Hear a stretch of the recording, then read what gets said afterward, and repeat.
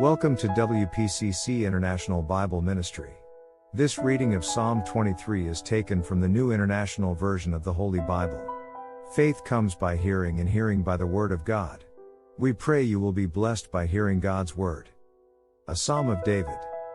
The Lord is my shepherd, I lack nothing.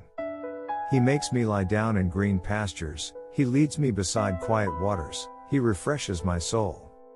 He guides me along the right paths for His name's sake.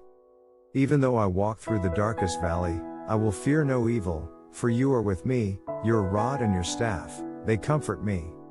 You prepare a table before me in the presence of my enemies.